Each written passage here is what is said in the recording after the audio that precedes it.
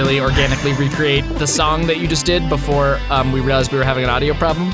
Yeah, so this is going to be, they're going to have no idea that I already did this. Yeah. Because this is Chris and Jack, the song part of our intro. It's the lyrics to the song part of our intro. Even though it doesn't really go melodically with the music that you're hearing, that's indicative and representative of us as individuals.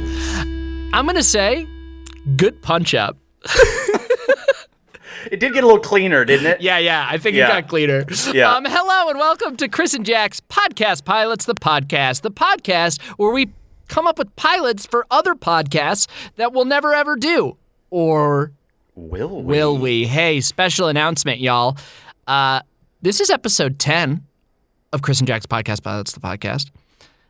We're saying that the first 10 episodes, inclusive of this one, we're season 1 of Chris and Jack's Podcast Pilots podcast, and next episode 11, numerically, will be our season finale where, Chris?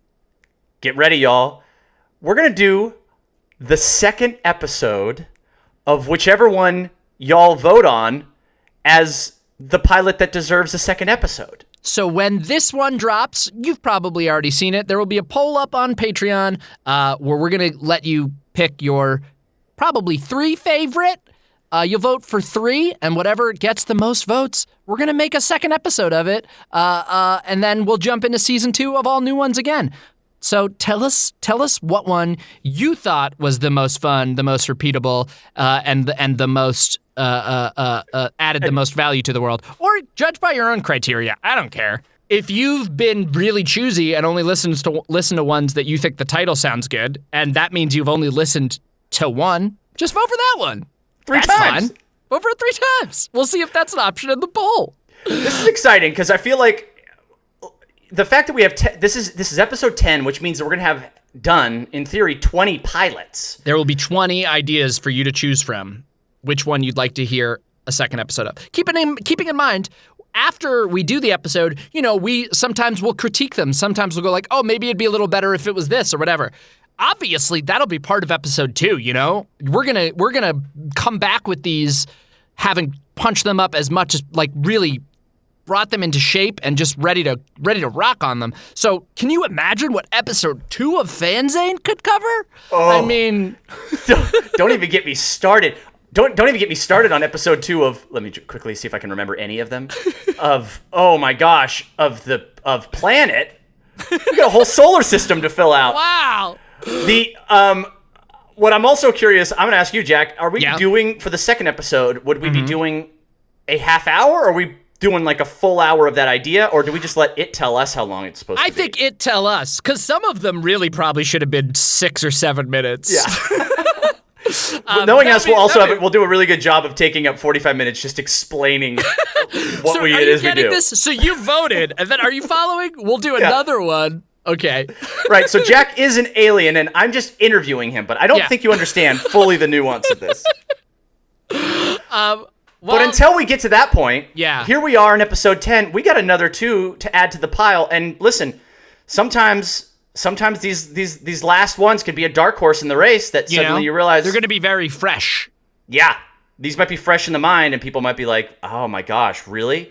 Insert title of podcast here is maybe my new favorite. Yeah, you don't know which one I'm doing. I don't know which one you're doing. That's why I had to blank it, but we'll know here very shortly. You're going first, by the way. I'm going first. Today. So to unblank that as I start the timer here.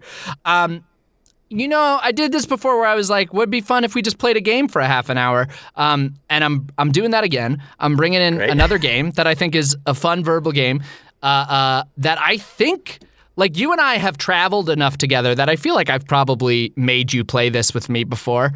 Because it's one of my favorite, like, you're wandering a city and you're killing a long amount of time, and we'll play it over the course of a whole day. So I'll see even if it can even be played in a half an hour. We'll see as I start the timer. You got to give us our title so we have our we go like cut to. I call this Infinitely More Than 20 Questions.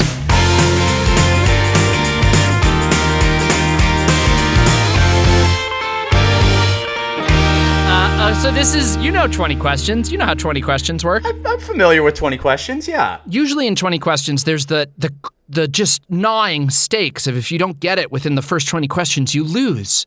Right. Okay? And typically there's sort of a pact then made by the person who's setting the game that they're not going to do something that you couldn't ever get within 20 questions. That rule does not apply in the game Infinitely More Than 20 Questions. Oh boy. This is a game where I think of anything, real or imagined, a single object or like a whole little scene that's playing out in my head. Oh, God. And you ask as many questions as you want until you can describe the thing that I'm imagining. I'm not kidding. Usually I'll play this for Lisa and I will walk around cities and play this for a whole day. So maybe it's not even possible within a half an hour. Or maybe you'll nail it. It certainly depends on what scene is playing in that little head of yours there, Jack. Yeah. With how I'm going to be able to pull this off. I'm curious, what size city we're going to be wandering around in this podcast for this 30 minutes. I think you and I have played this probably in Copenhagen. I feel like you and I went to Tivoli Gardens with Nick and Lisa, and I feel like we were probably playing this because Lisa and I, on that trip that we went to Tivoli Gardens together, we met up in Copenhagen. Lisa and I had been traveling around for a while. Yep. We were playing this a lot. And for frame of reference for the type of thing I'm thinking of, one that I remember from Lisa and I playing it was it's a little statue of Sammy Davis Jr. made entirely of salami, and it's called Salami Davis Jr. So you'd have to guess something like that. That was going to be my question. I was going to ask your question game a question, which was how many hyphenates between each of the descriptors there are, if it is simply just a noun. Well, I guess it is a noun, but there's a very detailed I'll say it's noun. also to me, in the game, Infinitely More Than 20 Questions, I could also be and that Sammy Davis Jr. statue is turns and looks at you and winks and goes, "Don't tell anybody I'm here." And you run out of the museum. All of that would be fair game in and this. Are you, I mean, if I'm getting, you have to make me a promise then. Yeah. I do want an upfront promise here. Yes. If I'm wildly approaching it, if I'm so fast in getting there, you're not going to cheat and suddenly start adding adjectives to the end that says always too down. close. I wrote 3 down. Figuring not that we'll get to 3, but figuring I didn't want to have to pick the perfect one, so I just had the first 3 that kind of came to my mind. Okay. So I'm not gonna add things. I'm not gonna embellish. Also, I don't play this also in 20 questions, it's supposed to be purely yes/no. I would like you to ask purely yes/no questions, but sometimes I might add a little. I might give you a kinda. I might give you a. I don't know. Is it human? Yeah, something that then you're someone who'll sometimes give the well, yeah. close, I'll do those. I throw those in. I think that's good for game. In general, I think that in the spirit of game, sometimes that's a necessary crumb to drop. A game like this is really a collaborative game. 20 questions is yes, obviously, if I wanted to win at 20 questions, I'd be yeah, it's Salami Davis Jr. Go, you have 20 questions. Fuck you, you're never gonna get it, dude. But just pull over to the next gas station. I gotta pee. But that's not the spirit of a game like this. No. So I've given no thought to how gettable these are. Great. But I will, as you're asking questions, happily, I'd say I won't hard steer you in a direction. I will try to avoid, sometimes there are things that I know, if I say no to this, you're going to be really misled. Right. So I'll qualify my no. It's stuff like that. And that's the I want to just let the listeners know that I'm sure many of you out there are familiar with 20 questions and may even have the shorthand for what questions you obviously ask in what ascending order to get to a more specific place. And I apologize in advance for not having that. No, at but my also disposal. Okay, because the classic 20 questions is is bigger than a bread box. Is it animal, vegetable, mineral? This one, you got to ask important questions is it possible? Is it real? Is it a memory? Are all of the words in this sentence in the same language? Yeah, these are good questions. All right. So I say I wrote down 3. Give me a number 1, 2, or 3. I'll just let you pick what one we're using. Let's go. Let's go 1. Let's go number 1. This is season 1 of Chris and Jack's podcast, Pilots the Podcast. That's gonna be my placement in your memory of this game. I'll be first as the one that was able to get it so quickly. Let's do it. We're barely getting off the train in the train station in Copenhagen, and you're going to be worried that like this game you set up for us to be able to walk all throughout the city is going to be over before you're going to crush it so fast. So just for frame of reference, we're already 5-6 minutes into this podcast. So you've got approximately 23 minutes and 57 seconds. Maybe just long enough to get like a pretzel at a stand and like buy a ticket to Tivoli. That's like yeah, okay. A pulsa. That's a Danish hot dog from the pulsa room. Pulsa, yeah. Pulsa room, yeah. Let's go with that. I thought pulsa room was toilet. Okay, dude, you don't have time. I don't. What am I doing? I can't sightsee right now. Okay, so I'm just gonna start these questions. Yeah. All right, Jack. Mm-hmm. I was gonna go with some obvious ones, as bigger than bread boxes as possible, stuff we already did. I don't want that. All right. You can. I want. Okay. I want. Is it a bread box? No. Okay. Is it? One. That was one question. You have to keep you track have infinite, of but infinite. I will count. All right. Is it a person? Is a person involved in this? Kind of. There's a sort of person at the center of this. Yes. Is this a living person? It would be. Is this a figure that yes might be modified or changed or something in how you're describing them in this thing? Like, oh, it's Salami Sammy Davis Jr. But is this person with no modifications alive now? I've given myself a really hard question at the center of this. I'm gonna say no. There's some debate about that. Okay. I love this. But it is like there is a guessable thing that's been modified. So yeah, Great. we could go down that path. I'm trying to think like that's probably my best thing to latch onto if I'm thinking out loud is that like if there's a guessable something grounded that will then be modified, I feel like it's probably smarter to go that route first versus like is the thing that's on the concept of sentient AI a baseball card from 1962? Right. No, I think focus in because then you could go like, okay, does the core thing that I've got, does it matter when it is? Does it matter? You can ask stuff like that.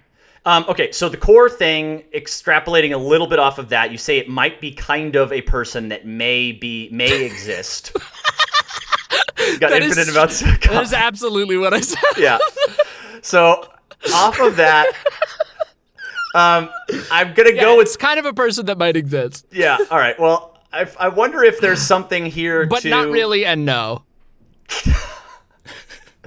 Is this is the reason that we're kind of like dancing around reality of this figure because it is it is something that can exist in a state of like metaphysicality, something that's something that's like exists only in people's minds or thoughts or no, I would say if you are someone who believes this. If you believe that this exists, you believe that it exists in a physical, touchable, real, present way. Interesting. I think I'm starting to get at something here. Is there some level of folklore to this that like some are believers, some are not, as if to say like it could, if it's Bigfoot. Yeah. Some might say, well, if Bigfoot's real, then yeah, I'd guess that it's probably a real creature. Other people would be like, Bigfoot's a myth, a legend. It doesn't exist. So that's something that might exist if it were to exist, but doesn't exist. That fits the formula, is what I'm saying. That would fit the formula, yes. Okay, I'm going to go down. Now, is it a cryptid? Yes. Is it a cryptid we invented? No. It's not Elay? No. Is it Chupacabra? No. Is it Loch Ness Monster? No. Tahoe Tessie? No. Is it the skunk ape? No. Is it Bigfoot? Yeah. I didn't All think right. about what would be the path of questions, and then the second you asked, does it exist? I was like, wait, shit, I'm gonna have to over-explain this. No, but that was good. Yeah. All right. It's Bigfoot. We got a Bigfoot at the center of this. We got a Bigfoot at the center of this, so now I'm thinking and Bigfoot. then there's a lot more. There's a lot. All right. Well, at least I've got a freaking tent pole now. I can start to build around stuff about Bigfoot. So I'm thinking about Bigfoot as in its iconography: hairy, tall, Pacific Northwest, kind of an American folk legend. The Patterson tape about its walk.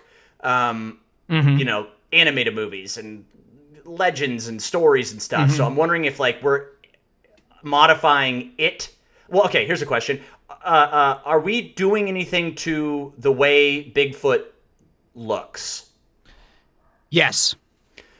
Are we doing more than that as well? Like, we're going to change how he looks and we're going to have him do a behavior for us? Mm-hmm. Okay, so it's going to be Bigfoot that's got some modification and Bigfoot that's going to do a behavior for us. Like Bigfoot looks different and then does something.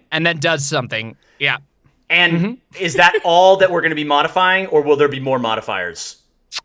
I would say that's 2 buckets. That's pretty much it. There are details to the does something that, Sure, I'm gonna have to go down the road isn't just for that. and then he chews gum. Right. It's like he recites a Bible verse. That's this one. Yeah. Etc. Yeah. Are we involved in this? I'm gonna start to get in my buckets. Are we involved at all in the narrative of what we're describing? So I, as an observer of Bigfoot, it's like Bigfoot talks to me and then hits me in the face, or You're something not like that. No. I'm not present. No, not Chris. No. Is someone else present around Bigfoot for this? Bigfoot is interacting with someone, yes. Oh, good.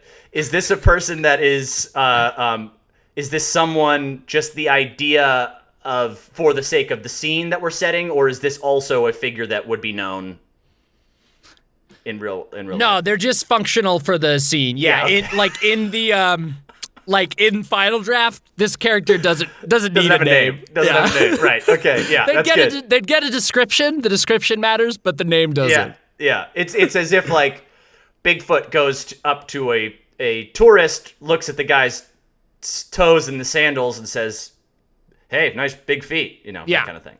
Yeah, he's the dude with sandals. Yeah. All right, we're doing something to Bigfoot. Is it tourist? It would say exactly, when he says, "Excuse me." Is Bigfoot?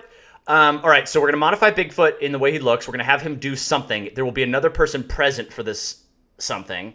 Is I'm trying to think if there's other questions to help me fill out more buckets, but I feel like that's probably a good start to then get into these things. Yeah. I think you have enough. All right, I want to go with the modifications to him. Are we doing anything to his hair? Yes. Are we braiding his hair? No. Are we bleaching or dyeing it?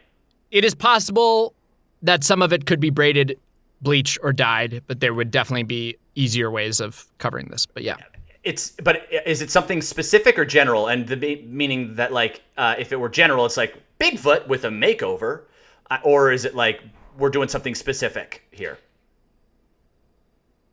It could be the level of detail that's necessary for me from you could be described very quickly.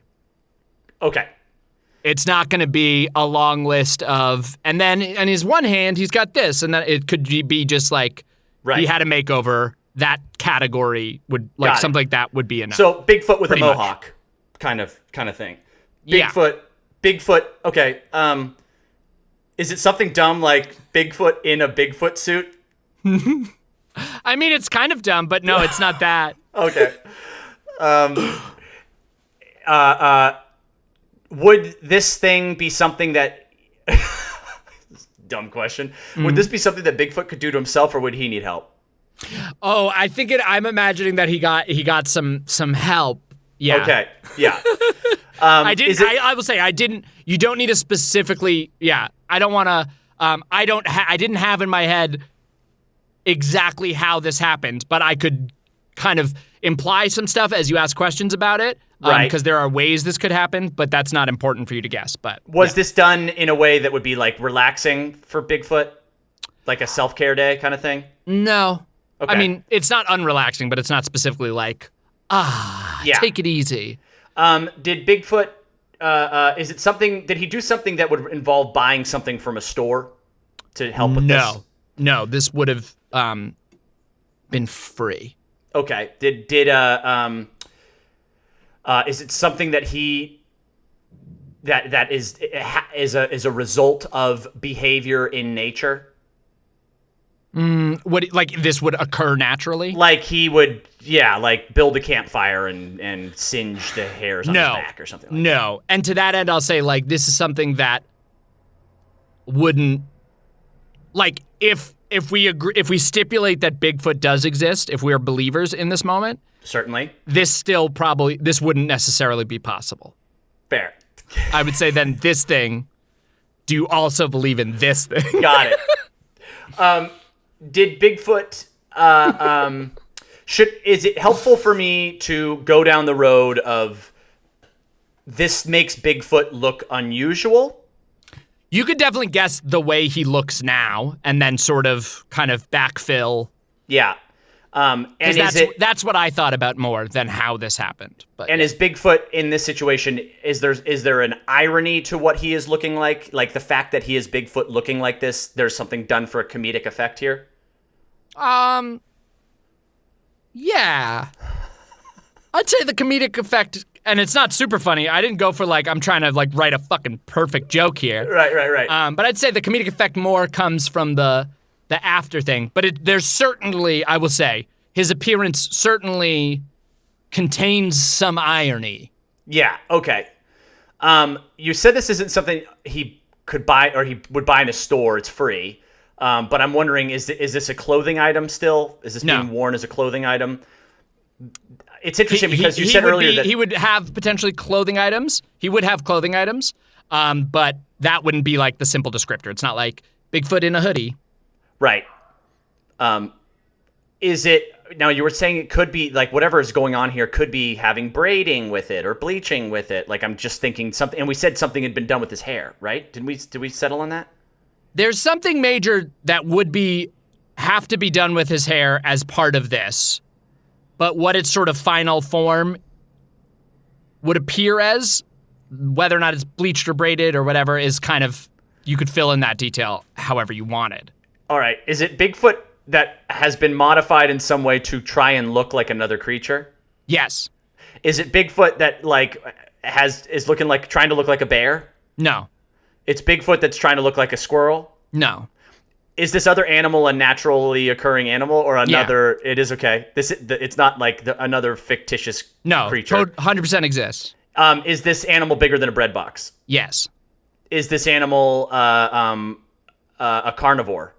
Yes. Is this animal found in America? Yes. Is this animal a mountain-dwelling animal? Could be. Is it a bird of some kind? No. It's flightless and lives on the ground. Yeah. Is this an elk? No. A deer? No. Not really carnivores. Is this by the way, these ones can be carnivores. They can also not be carnivores. I guess they're omnivores. Like a coyote? No. Wolf?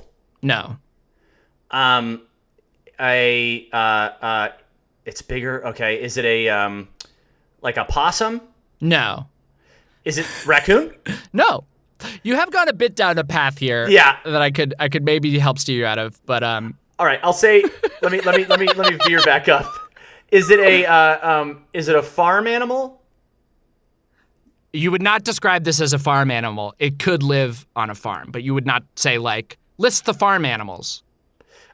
Is it a person? Yeah, it's a person. God. Bigfoot. So Bigfoot, who has wished to be who has wished for a human appearance, and is now Bigfoot in human form. So I see. So something like, magical happened. He could have whatever. Yeah, and this is what I'm saying. Like, I didn't think about, did he wish on a star? Did he get a wish from a fairy? But it happened for free. Yeah. And some people, even if you believe in a Bigfoot, you might not necessarily then believe that Bigfoot can wish to be a human. Totally. So, but what we've just extrapolated so far is that Bigfoot is in his quote unquote human form. Yeah. As a result of potentially a genie or a wish or however. Yeah. Mm-hmm. But this is Bigfoot. And however that makes this Bigfoot look, is it important now that we're describing how he looks in human form, or is that not really relevant? That's what I'm saying. Like, yeah, he's wearing clothes. Yeah, he doesn't have body hair anymore. He's got regular, but he could have any human haircut he wants. He could be appearing sort of as any gender. Like, I haven't really. It's important that he's now in a human form, and he's going to interact with a human who doesn't necessarily get a name in the final draft. Great. I love that I'm just imagining Bigfoot as kind of like a hippie from like Portland. That works. Right now. Yeah. Picture that. Yeah. That's and like kind of dready hair and then big shoes. That's what I'm kind of imagining. Okay. And so Bigfoot then as a human form, whether it was a wish or something. 9 minutes left. Great. We know that we're also having him interact. There's some sort of behavior. So it's human Bigfoot that is this behavior happening in a city. Does it matter where it's happening? I guess it does. The location does matter. But it does not necessarily matter on that specific level. Yeah, it's out in public. Is this behavior something... Yeah. Is this behavior something that is one would describe mundane? Yes. Is this behavior... This is the thing a lot of people could do at any point. It means, but it means there's a little more, there's something special in it. Because it's Bigfoot. Yeah. There's something special there. Because it's secretly Bigfoot. Yeah. Is this at a shoe store? Yeah. Yeah. Is Bigfoot getting his feet measured by someone is Bigfoot in human form at a shoe store getting his foot measured by a shoe employee? Yeah. And then they say... we got the bigger ones in the back. Nope. Your feet are big. Yeah, they say, feet. Bigfoot. And then what? And then he feels what? He freaks out. He's like, you almost caught me. He feels startled. He feels found out. He's really defensive. What do you mean? No, normal feet. Normal feet. Normal feet. No, totally normal. Yep. That's it? That's it. It was a pay less, but I don't need you to guess that. Oh, but we could. Oh, I still had some minutes. We could have dove into that big. Wish disguised as a human in a pay less gets really defensive when the employee says Bigfoot. There you go. Good work. Oh, dude. We had our pusa. We were just buying tickets. I was like, oh, we're getting down to the wire here. You got there way faster. Wow. The moment that I think securing Bigfoot was big. That was pun huge. Intended. That was big.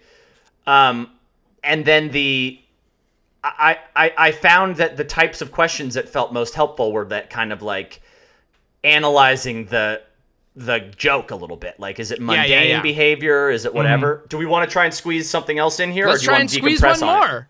How much time do we have? We have like 8 minutes. I don't know. Speed run it, dude. Yeah. All right. 6:30. Number 2 or number 3? Number 3. Okay, go. Is this does this involve a living person? Yes. Does this involve someone we know? No. Does not this necessarily. involve a public figure? No. Does this involve someone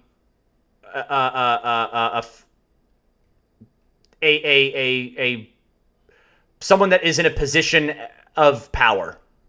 No. Not the central character specifically. This is a living person that we don't know but is in a public figure? Yeah, they're sort of a type of person. Got it. Okay.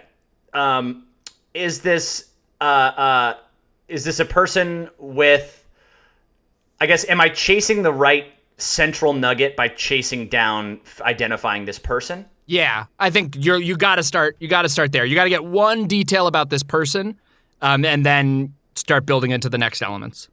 Is this person a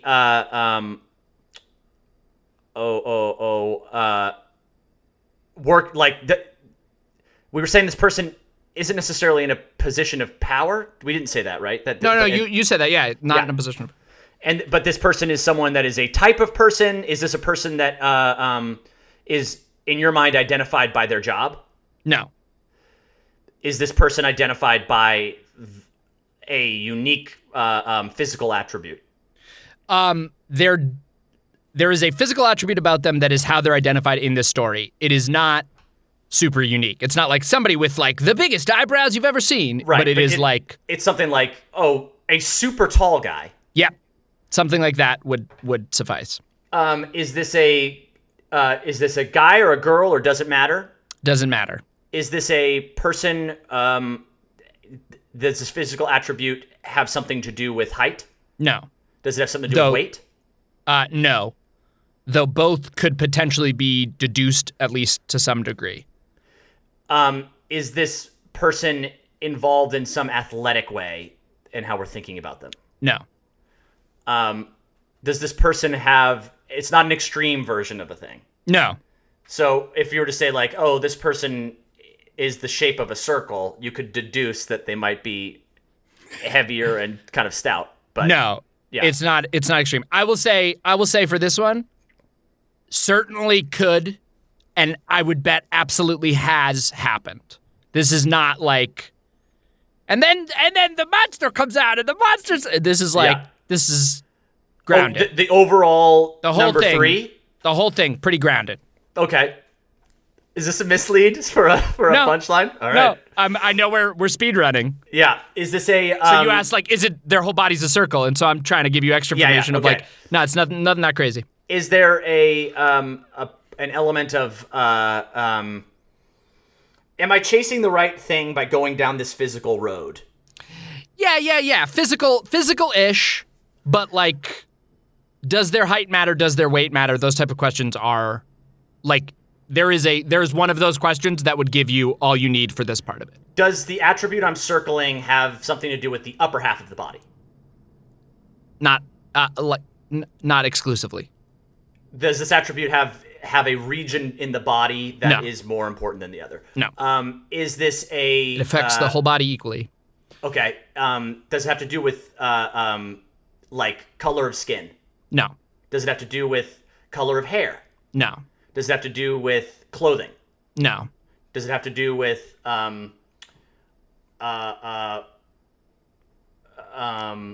it's physical-ish.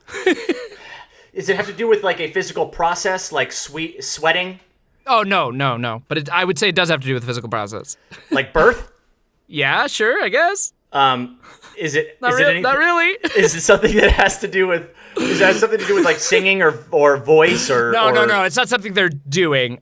I just mean that like a physical process has occurred. And is it something that is like death? No, it's so simple. It's a person that's it's a sweaty person. No. It's an angry person. It's a hairy person. No. It's a am I overthinking the dumb, simple, whatever this overall thing is? Yeah. So the thing I'm struggling with is, I guess, like, I'm now solely going off of like physical attribute that affects an entire body that isn't, is it an appearance thing? It affects appearance. That's not like the first thing you describe, but you would be able to make general assumptions about a person's appearance if I gave you this detail. Dirt. They're dirt. They have dirt on them. No. Muddy or something like that. No.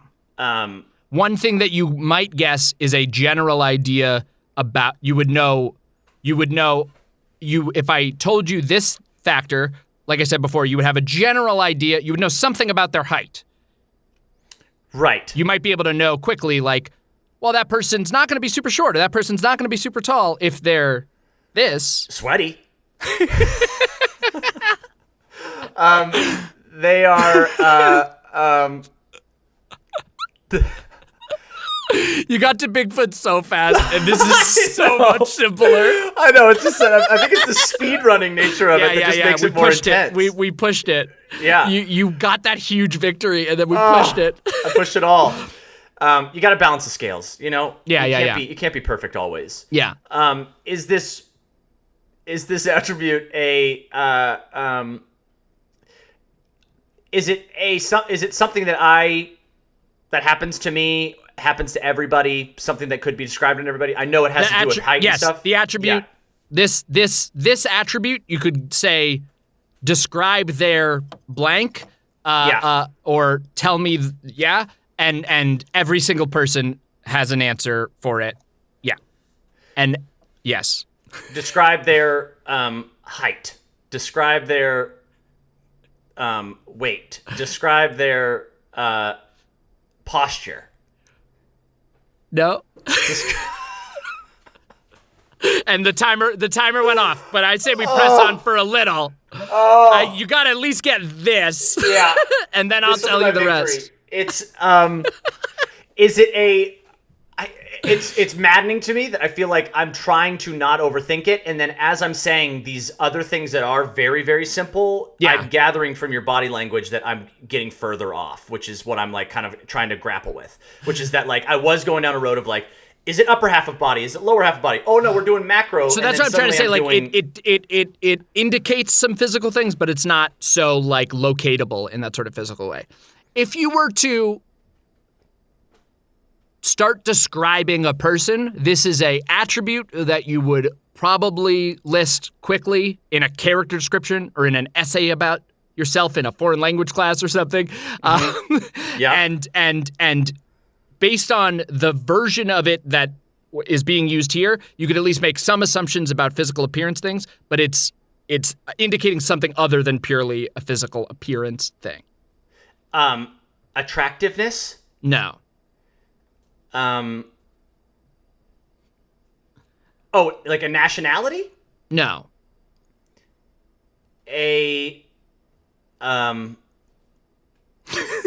This is my fault. This has to be my fault. There's no way. I've definitely misled you. Write a character description right now. Freestyle a character description. A flustered banker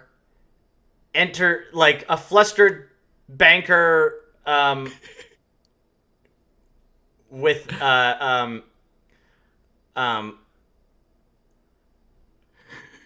egocentric issues enters into his Now give me the parenthetical next to his name. Age. It's age. Age. Just age. Just age. An old guy? No. A young person? Yeah. A kid? It's a kid. Oh my god. That's the part. That's what we got so far. Yeah. Would you like to push your luck and keep trying, or should we? I think I'm going to tap out. I think I'm going to tap out. I feel very thankful about kid, by the way. I feel good about that. You nailed that one. Yeah. It was a kid smoking one of those bubblegum cigarettes by himself in a corner and practicing saying, like mumbling to himself, "Hey, don't worry about it, Mom." Just kind of practicing what he's going to say when she walks in. I was going to be there very fast. I think you could have gotten. I think once you had kid, that would have just poured right out. Sprint. That was the sprint. I'll say I'm very glad I picked one as the first one. Yes, good job. Fantastic, and a very humbling experience too. I mean, on the other side of it. You crushed it on the first one. You got it poured out of you. Once you had some key details, you got there very quickly. And we spent like 15, 20 on that one. And yes, it took you 7 minutes to get the word kid, but I do think once you got that, you were getting the bubblegum cigarettes. There was some momentum very, very quickly. That's all right. That podcast was called Infinitely More Than 20 Questions. There you go. And take that game, by the way. Play that. It can last you a whole car ride. It's really fun. I'm curious too how many questions I asked in that first one to get to the big I'm curious too. If either of us want to do the work in post, right now we will chime in and tell you how many questions. Blah. Well, we probably didn't do it. Yeah. Sounds like a lot of work. I feel like I would guess that I was in the like 65 zone. I think there's a legitimate chance because you were speedrunning. I think it took you more questions to get the word kid than Bigfoot, who has transformed via a wish into looking like a human in a shoe store as the employee goes, Bigfoot, and he gets defensive. I think that was quicker than kid. What does that say about our minds? I don't know, man. I don't know. Well, I guess in the spirit of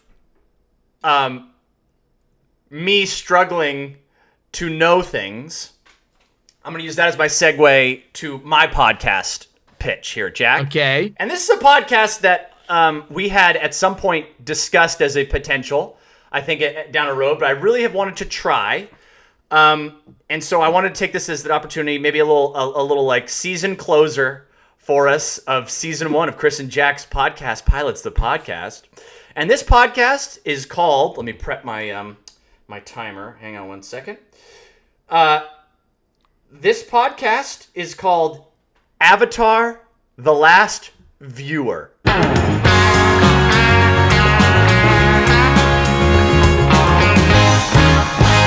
talked about yes. And now, so what this is my...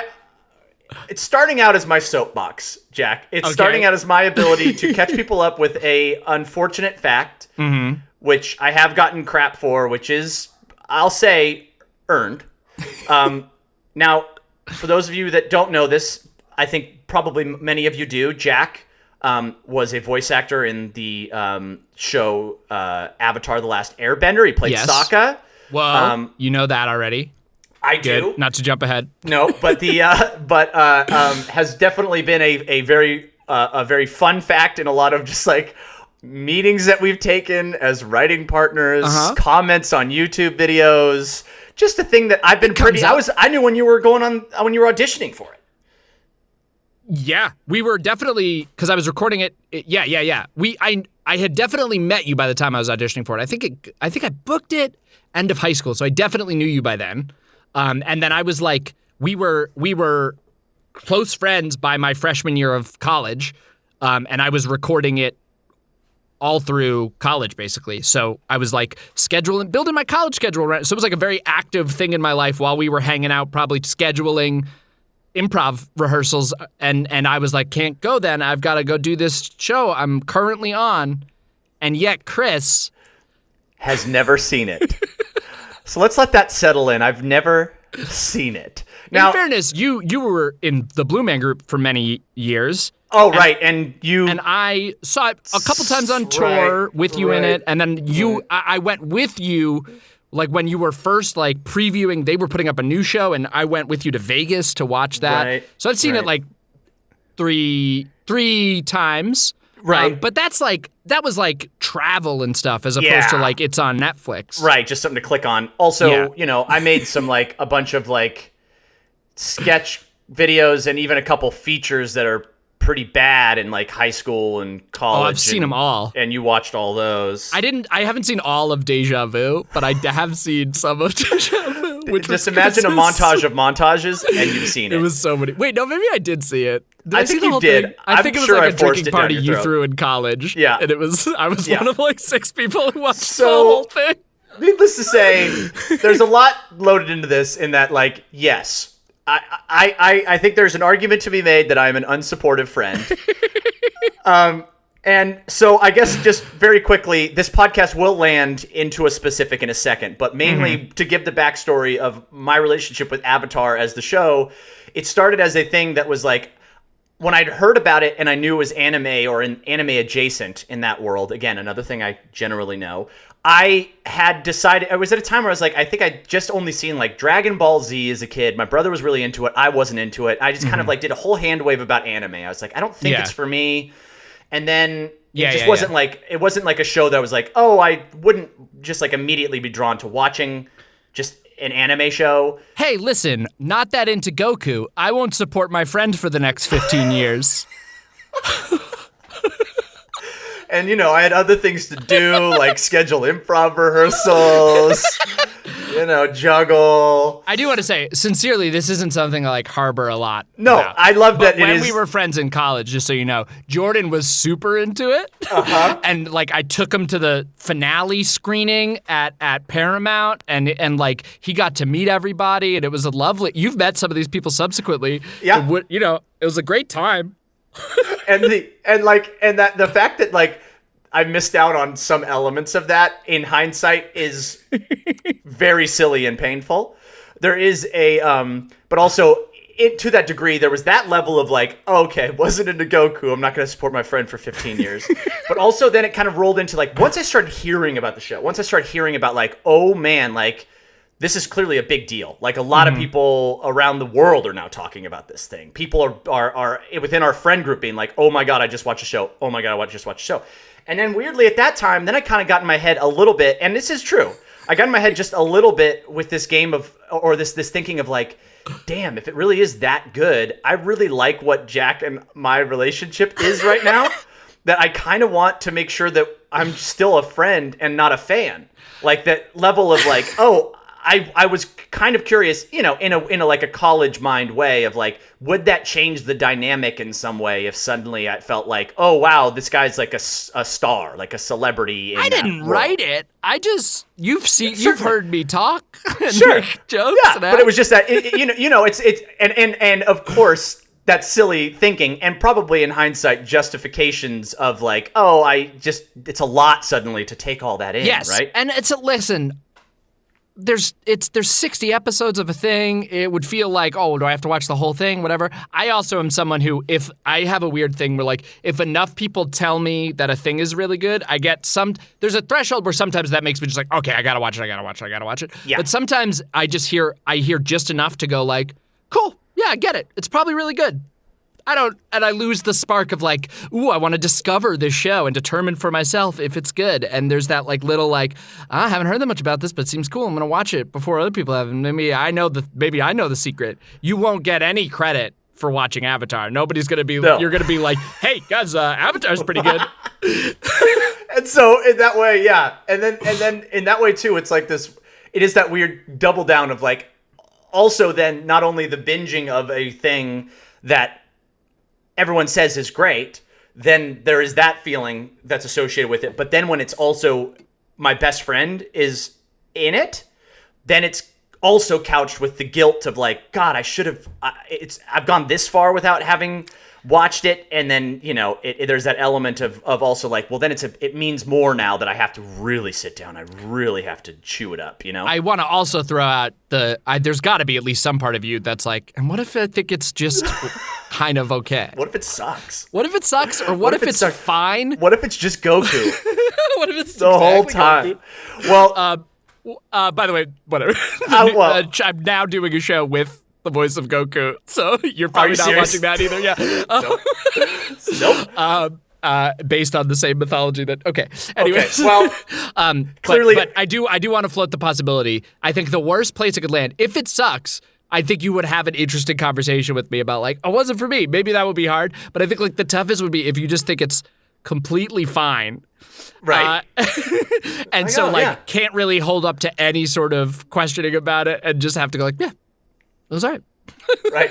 Full stop. Yeah, it was fun. And so to that, I think now with this long preamble, yeah. I think most of y'all can kind of gather where I'm taking this, but essentially this podcast called Avatar the Last Viewer is essentially me finally sitting down to watch Avatar. But with regards to like having a structure around it, basically I'm going to watch the show. And another reason that I had held off was in some ways the idea of this kind of concept potentially as a podcast, as a very silly thing. And then we just kind of like held off on for a long time. But the feeling I have here is that I think there could be something fun in you as someone who is in the show, essentially taking me fielding some leading questions about where what I know about the lore. Yeah. What maybe take some predictions of what happens in the first episode, and then I can tag this with my first reactions. But I want most of it to be. I think I would be curious to know how much I actually do already know over what has been, and then you'll watch it and come back and report. Yes. That's kind of my feelings about what I think could be a structure for a podcast. Okay, great. Well, let's start with the very basics. Yep. Well, what do you even know? I want to let me. I guess maybe I'll paint a picture of what I know. Okay, so this is a Nickelodeon animated show. Yeah. You played a character named Sokka. Yeah. There is another character named Zuko.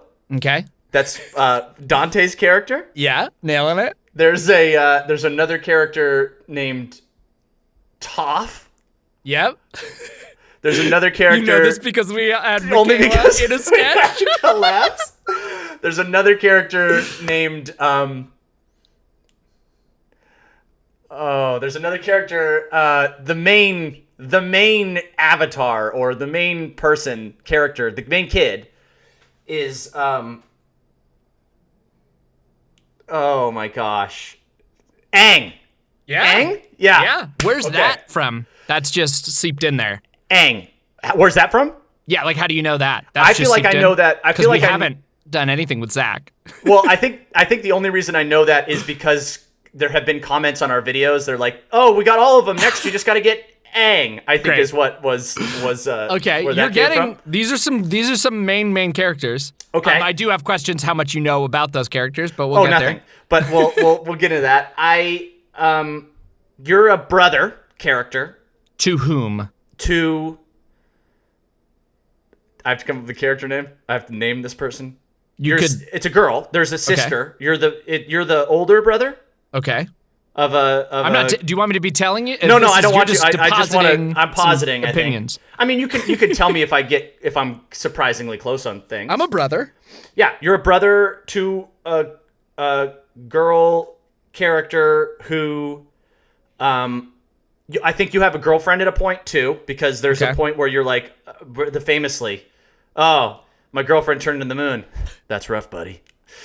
Okay. See, I know some quotes, dude. One thing I was gonna ask is just like, what quotes do you know? Because you've heard me say stuff, and then how do you fill? And you can try to fill those in. It's the quenchiest. Yep. All right. So What's that referring to? Do you know? That's a cactus cooler or something like that, right? Uh-huh, yeah, something like that. Yeah. There's And do you know any like properties about that when I drink that? Like what's going on or what happens or anything like that? This is a key plot point. okay.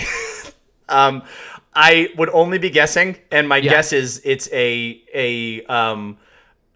like a real, like it gives you power, like it like Okay. juices you up. I Okay. feel like it's like a it's like a It's adrenaline like a kick. Kamehameha Yeah. Dragon Ball Z. Yeah, exactly. It's like a charge It's a Goku up. chip. It's Yeah, a charge exactly. up. I drink this thing and I'm your like, it's the spinach. quenchiest. Yeah, exactly. What do we know about my sister? Very little, actually. Okay. And you my guess know is that's because it's probably a mystery Name? in the Is that show. one of the characters you've already described? Is that a different character? I want to say it's Toph. I want to say it's Toph. Okay. Yeah, and that's your Okay. sister. Yeah. Okay, cool. I'll tell So- you that one. It's Katara, and it's voiced by Mae Whitman. Oh Who I think you've met. I don't know. Okay, my God. here's a question. Yeah. First of all, do you know the title of the show? Avatar: The Last Airbender. Okay, describe what does that mean? That means right. Okay, so then there's What is Avatar? Let's just start there. What do you predict that Okay. Avatar: The Last Airbender is going to mean? I feel like I know that there are tribes in this show. I know that Okay. there are like water. There are waterbender. You're a waterbender, Okay. I think. Then there's fire benders. Mm-hmm. There's earth probably benders. There's but I'm thinking it's like Captain Planet kind of stuff, but you bend it, and then it's. What do you mean you bend it? What does that mean? I honestly, I mean, clearly waterbender, if it's the last waterbender, there's probably some fable about like, there's one more waterbender out there. I need to get, oh no, airbender. There's one more airbender. There's one more airbender out there. This is the last of the airbenders, and I'm ready to, so we gotta find the last airbender. Okay. I believe that bending is a I mean, is it like some sort of thing it's a power of some kind where like you shoot it and you can bend it around corners and stuff. So it's a real Terminator or like sphere where like the liquid thing goes in the, in and around. Yeah. It's like manipulating the elements. Okay. Yeah. And so, I imagine it's kind of a you've got powers of the elements. It's Captain Planet meets Terminator, in some or Captain Planet meets Sphere. What does the word avatar mean in the title, do you think?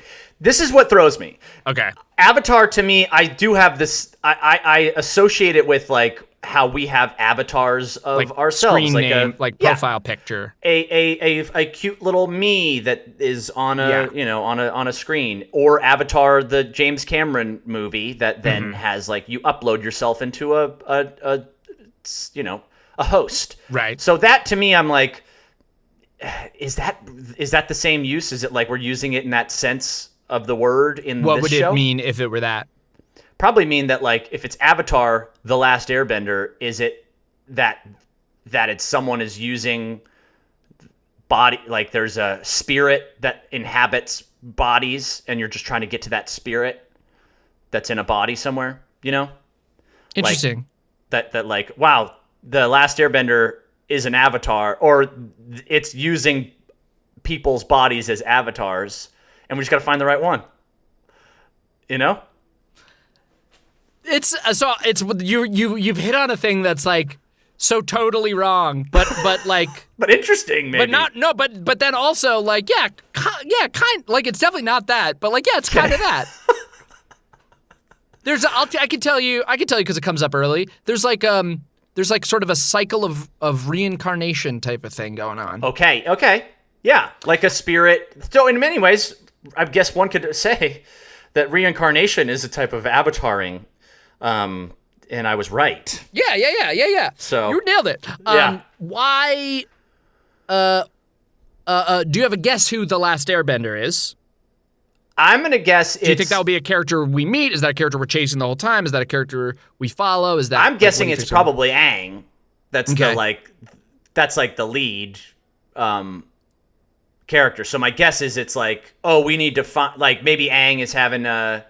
We're like split screening or like split storying. Like we're seeing Aang's story about like, what are these powers and what do I do with them?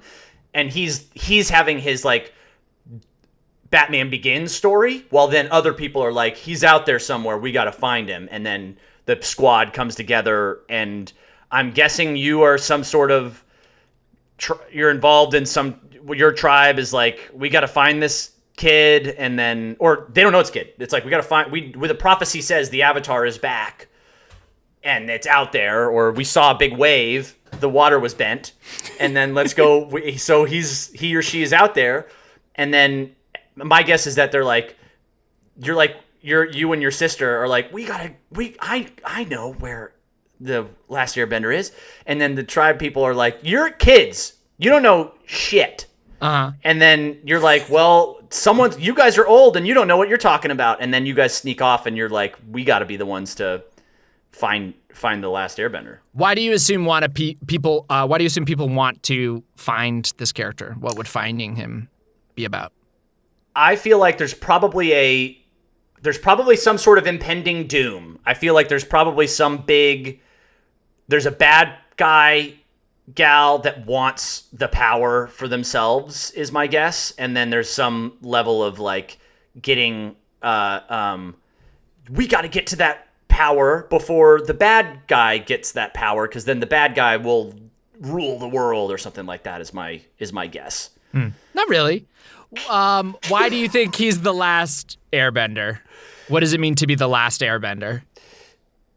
There's probably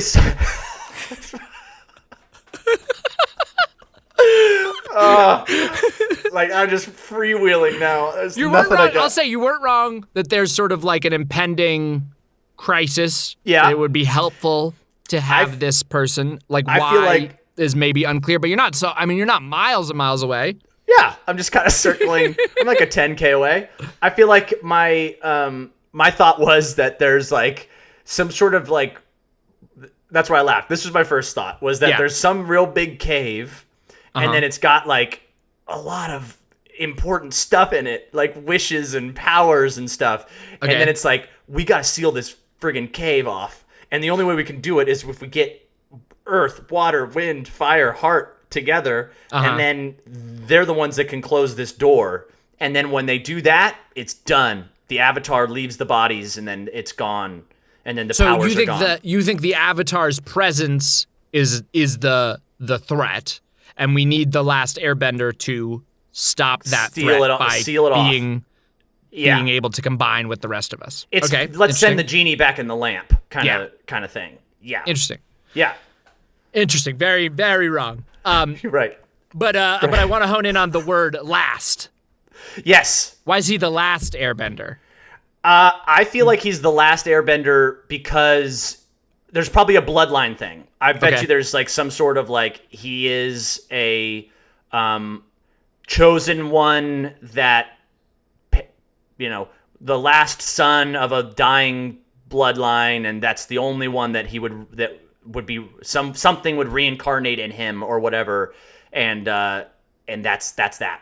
So if he dies, it's gone forever, and we're all doomed. Okay. And why? Okay, here's a thing I could throw out. Okay. So first of all, so you think alignment wise, do you think Sokka, from what you know about how people talk about the character from me or whatever, do you think he's like describe him from a character description, but also like alignment wise? Is he going to be on the good side, on the bad side? Is he on the hot? What do you got? I think he's. I feel like he's comedic relief. I think he serves as like the joke guy that's out there on the quest. Maybe is like a I think he's the person that is like the supportive friend that's like, you guys are doing great. Lovable, nice guy. I think he's definitely on the side of good. I think. And you said he's a waterbender.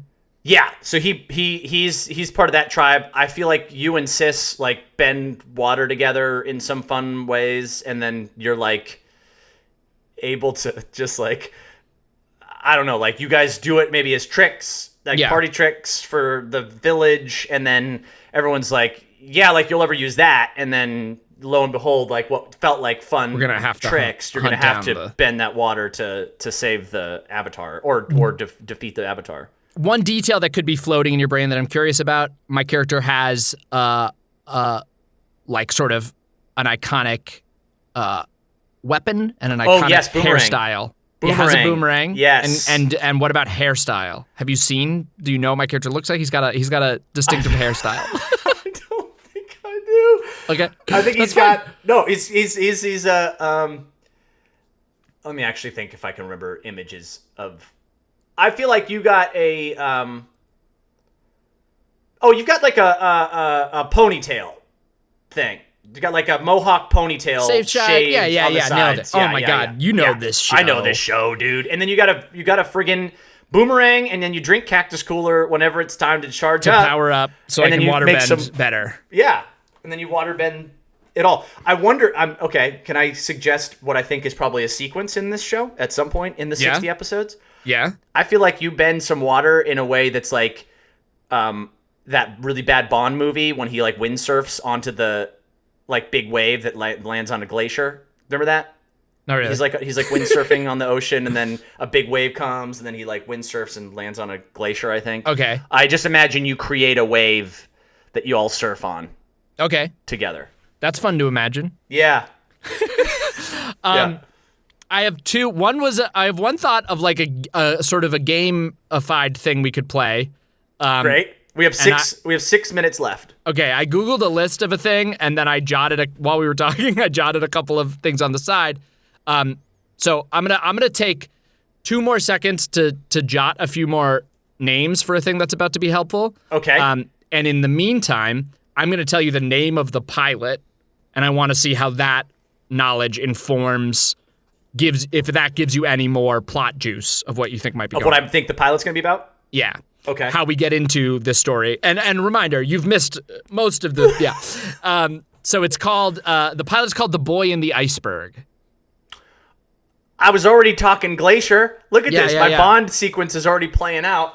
So tell me who the boy in the iceberg might be. I bet you the boy in the iceberg is Maybe it's the last Airbender, and he has been cryogenically frozen, like in Avatar ways, not like in a lab, but like they're like, this guy, we got to keep him safe. So then they froze him, and then put him in an iceberg floating around until it was time to like thaw him out, and then be like, now it's time for you to save the world, kind of thing. Yeah. Kind of like a like keep the nukes in the locker.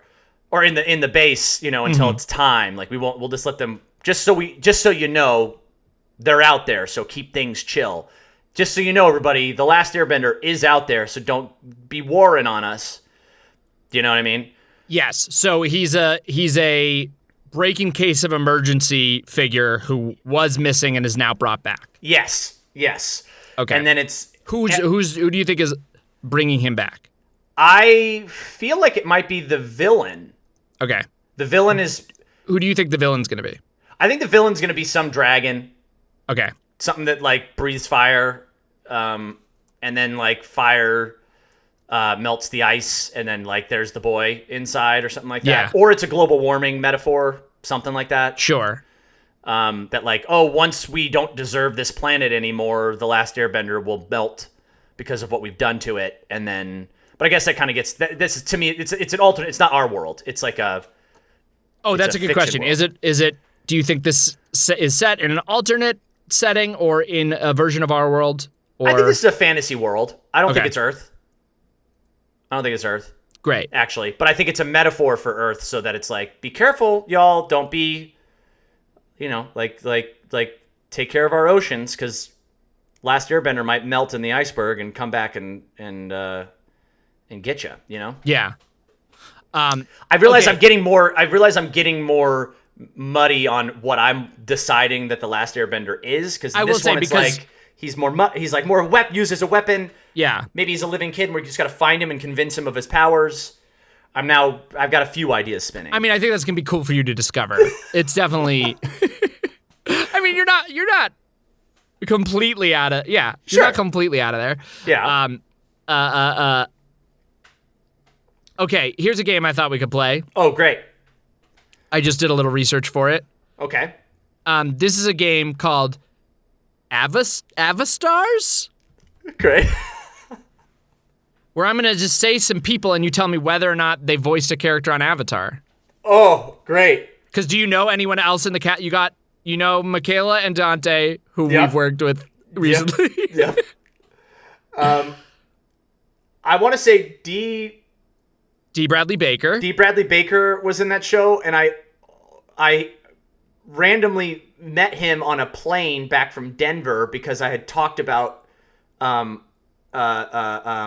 what's the Legends of the Hidden Temple, and then he was literally in the road in front of me, and then he's like, "You're talking about Legends of the Hidden Temple?" I voiced the masked guy. Yep. That was a very wild life moment.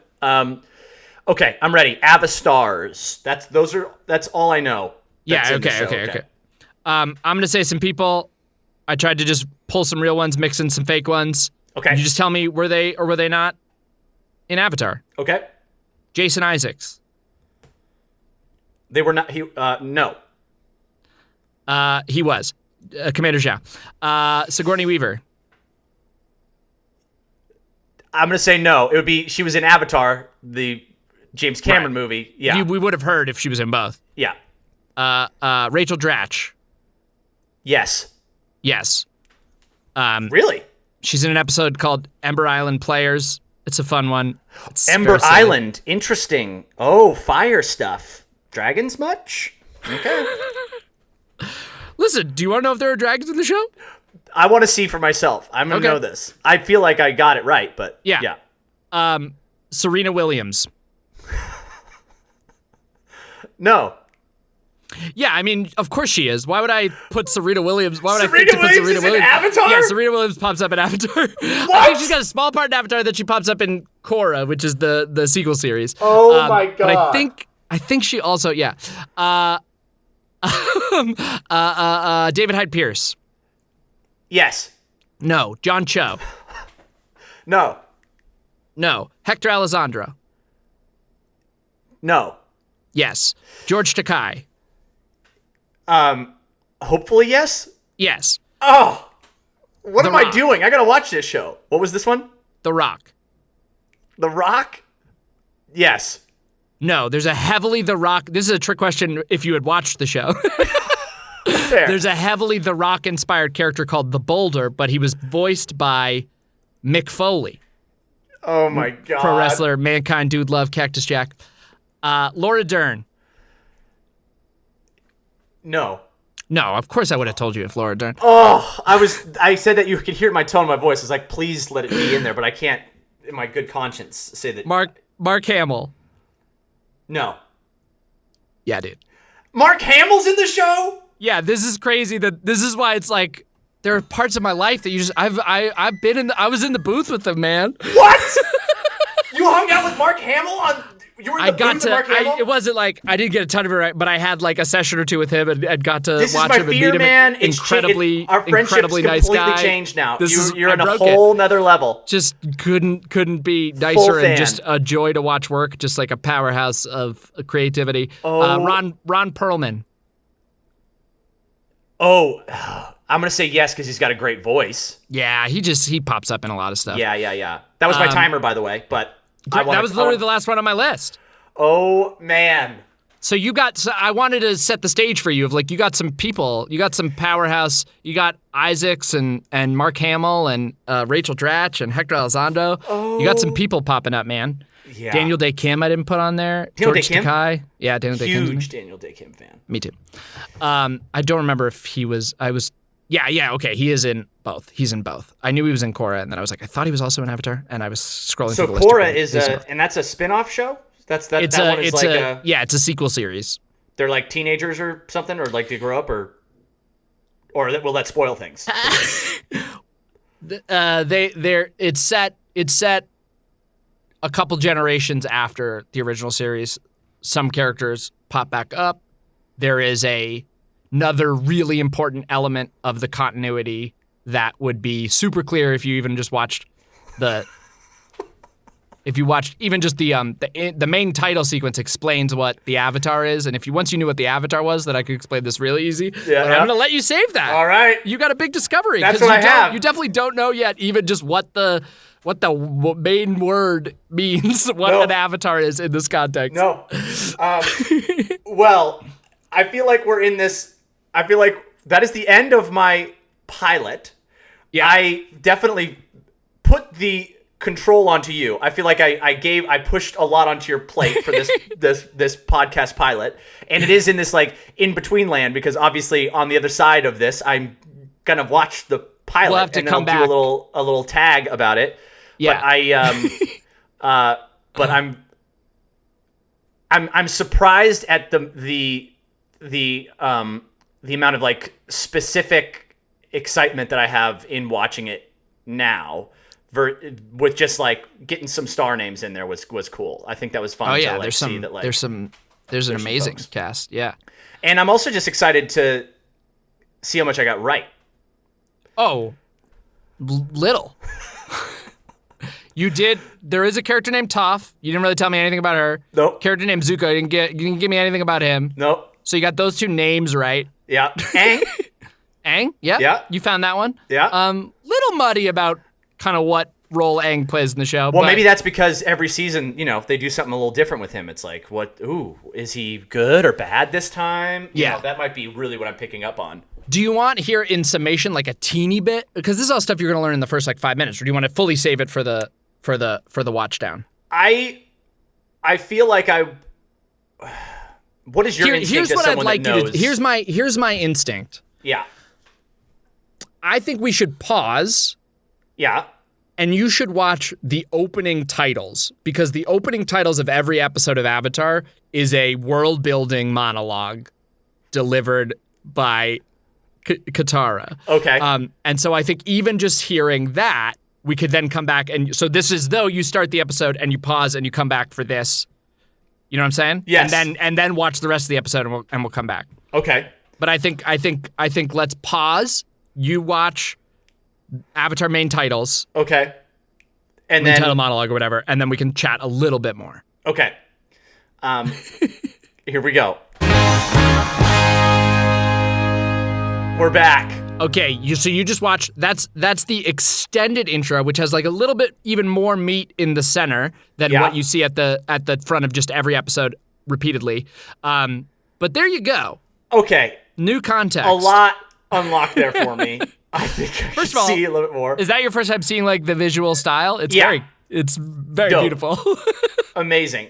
Also, it's weird to now see it in context of like there's weird like I almost feel like Game of Thrones ripped some of it off with their like intro. Oh, the like map intro. Yeah, a little bit. Okay, so by the Avatar leaving, things went into imbalance. Fire Nation. Everything changed when the Fire Nation attacked. Right. Is that like a real quotable thing? Do people do that? That's a very iconic line. Yeah. Okay. Well, I'll start dropping that a whole lot now. By the way, I might just now be dropping Avatar quotes. Oh, please. In our normal conversations. Just really trying to catch up from lost time. From the pilot. Oh, you're going to love. And this is Katara, my flying sister. Oh. Enjoy that one. Oh, great. Did I? Yeah, I feel like it was wasted on me right now, but I'll go back and listen to this. Enjoy that one. God, Jack, I don't know if that's how I said it. I'll re-edit the pilot and swap that performance in is what I'll do. Yeah. I feel like and then okay, so then the thing that did throw me a little bit though, and there's that the Avatar took off, vanished. Right, so we don't know. There's a mystery there. But then she also mentioned, your sister mentioned that there's a did he like introduce the idea of reincarnation? Yeah, was the Avatar reborn in the cycle? So the key thing that was mentioned there is that the Avatar is the master of all four elements. So there are people from all these different places that can do one of the things, and then the Avatar is the master of all four elements who can bring peace and balance to the world. He's sort of a, there's like a bit of a Christ-like thing going on. And that and the air nomads, there's the reason they're the air is that there's something like spiritual about that. You're up in the sky. There's, you can't get up to, you can't. Yeah, but he's born, but the Avatar is reborn into each of the nations in succession. Each time he pops up in the next one, and there's this beautiful cycle of harmony where each time the Avatar will be reborn anew in the next. There's like a Buddhist thing too going on there. Interesting.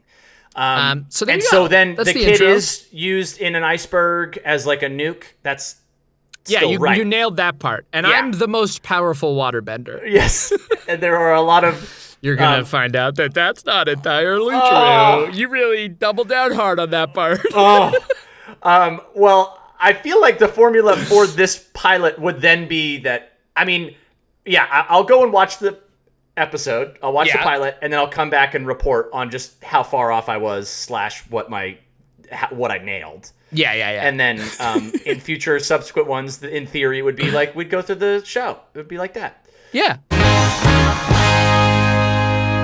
Hi, everybody. We're back. Okay, we're back. We've inserted this somewhere else in the podcast because Chris went. Actually, it's like a week later. Chris went and watched the episode, and we've reconvened, and we're going to chat about it now. And we have not. I've gotten no indication. I didn't even do give me a thumbs down, thumbs up, thumbs middle. So let's start there, Chris. Thumbs up, thumbs down, thumbs middle. How'd you feel about the Avatar pilot? I'm going to give a visual accompaniment. Yep. There's a wavery middle thumb, but it doesn't seem like he's committed to that. It seems like we're trying to decide where the thumb's going to go. Also, he's on a green screen, and sometimes the thumb clips in and out. So if he moves it, I might even miss it. Where's it going? It's leaning up. It looks like it might be leaning up, and it's down. Right now, it's very hard down. It's up. It landed up. We got a thumbs up, everybody. We got a thumbs up. Everybody. What a thumbs show. Up. What a pilot. That's a good pilot, right? Great pilot. It was so funny to watch it insofar as like obviously striking voice acting, Jack. Thank you. It also gave me immediate perspective on how long the show has been around because I was like, man, I just never watched an episode. And then I click it on Netflix. Aspect ratio is 4:3. Yeah, man. I was in high school. I just couldn't believe it. I was like, oh yeah, right. So this was around the time before it was like cable television show from 2005. Yeah, this really wasn't a time when I'd just gotten like a DVD player like 2 years before that, and that was a big deal when I could watch movies in 16:9 with the bars. TV hadn't caught up for that yet. No. Things were still being formatted to fit your television. It formatted to fit right into the sweet spot for me because I loved it. I had a great time. I learned a lot from what I had gotten wrong, and I'll say got a lot wrong. Yes, with my predictions. What? And it's been, like I said, it's been a minute since we recorded the pre-chat, so I'm not going to remember all of your predictions. I do definitely remember you predicting that Sokka would be a very powerful waterbender, which is the opening, the introduction of my character is, I can't do the thing that she can do. Well, definitely the character stuff was most enlightening, I think, for me, because little did I know, and I'm sure this is just how your character arcs, but I was like, Jack's kind of a dick. Uh-huh.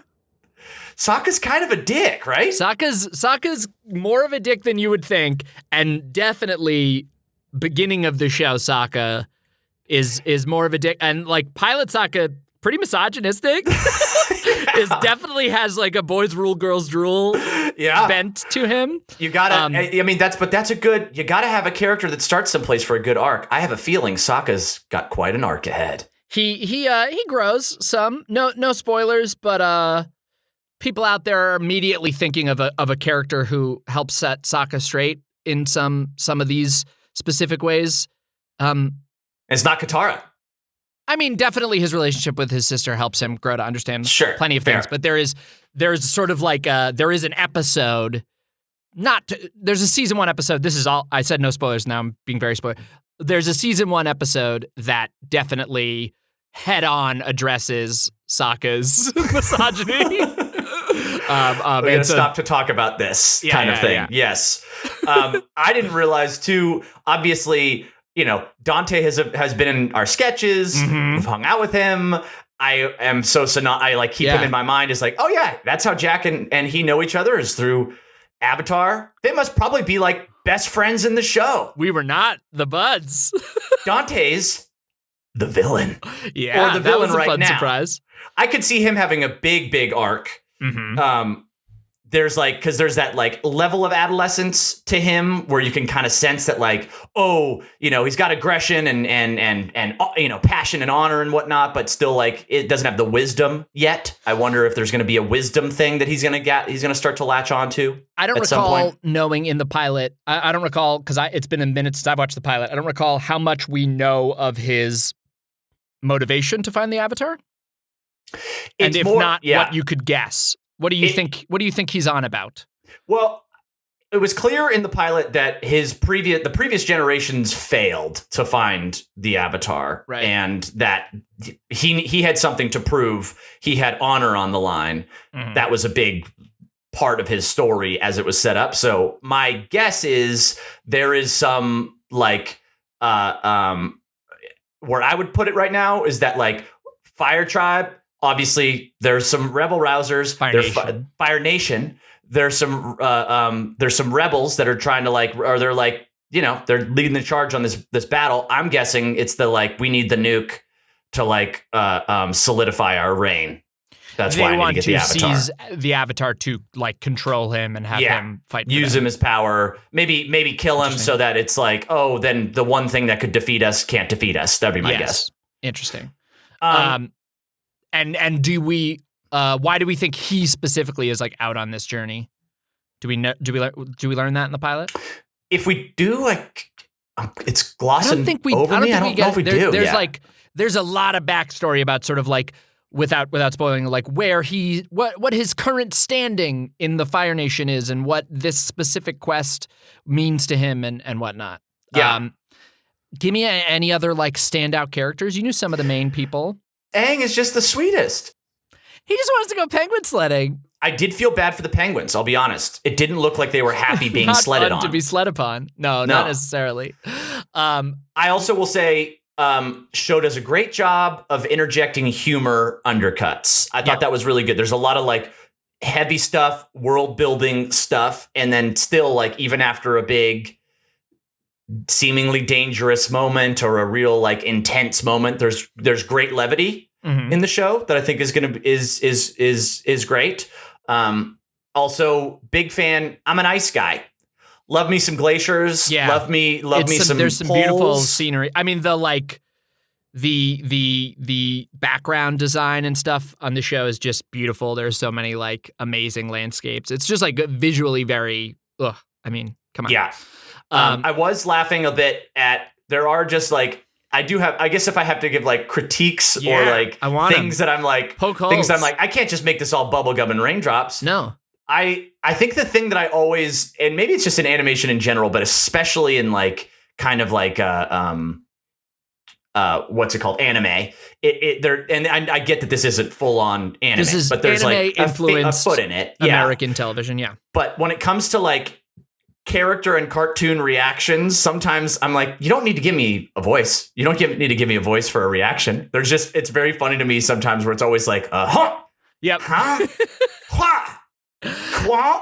I do a lot of it. I get in there for the ADR and I'll just give a lot of lot of big. Yeah. And that's just a personal taste thing. I'm like, you can just give me a look. You can just give me but sometimes that feels emptier than you'd think. Like I'll tell you, like watching, like when we go in there for ADR, sometimes you see it and it's like, it feels something about like a big take to camera, just complete silence. Does seem a little lifeless almost. I believe you. I bet you that's probably, I mean, definitely there for a reason. I was also impressed when you got sneezed on, the levels that your voice was able to get to for your floundering. I was like, is that even Jack? Oh, that's Can me, his baby. voice go that way? I get real squeaky up there. You'll see the like the as is common on a lot of shows, sometimes a comedic relief character, the wackiness dial continues to crank. And I'll say with Sokka, also the seriousness dial, like there's more and more like serious emotional stuff he's dealing with, but also there is more and more wackiness and my voice cracking and just a lot of flailing. Yeah. That certainly also increases over time. Do you feel like that? I love the, what was his name? The flying bison thing. Appa. Oh, man. Loved Appa. There's a real, like, never-ending story thing going on there. There's some Falcor vibes. Yeah. Absolutely. Fun fact that I recently learned while guesting on the Braving the Elements podcast that we mentioned before. This show is full of hybrid animals. You may have noticed. Like the penguins, have 6 arms or whatever. They're like little, there's some sort of other. Do they? I think there's something weird about the penguins. They look like they're big. Oh, they're big, big penguins, but starfish Appa penguins is part bison, part manatee, or platypus. What? Now I don't remember. Shoot, I could see manatee being right. Manatee. Platypus would be like. I think manatee. Yeah. I just second guess because of the tail. But then it can also fly, apparently. Yeah. Spoilers. I don't want to explain that, but it's cool looking the way he flies. Love that. Spoiler. He and you haven't met. Yeah, I just remembered that there's so much more. Yeah, good pilot because it really gives you a cliffhanger too. You get to see.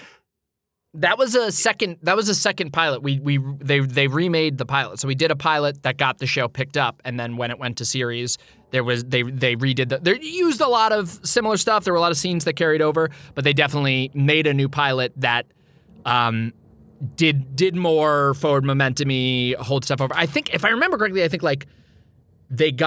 more happened in the previous. I think like we got a bigger confrontation between like Aang and Zuko and stuff in the original pilot, and I think they wanted to like bait that hook a little more and give less away and kind of get more. Yeah. So more closed pilot stuff for the pitch, and then for the once it was sold, it's like cool. Let's tease out some of this stuff. But there we go. You've no longer not seen any of Avatar. You no longer have zero idea what's going on. I feel as though the puzzle pieces of my life are finally falling into place. I'm feeling more whole, and I'm feeling kind of scarily self-actualized in a way that I'm like, I don't know if I should finish the show because does that mean that then my life is done? Like, did I do it? You know what I mean? I want to pin down to sort of a key question here. We've talked about how you felt about the show, But one of your bigger concerns was how you would feel about me after seeing the show. Certainly, yeah. Are you wildly starstruck and you can't even talk to me anymore? Stop doing voices, Jack. I can't handle it.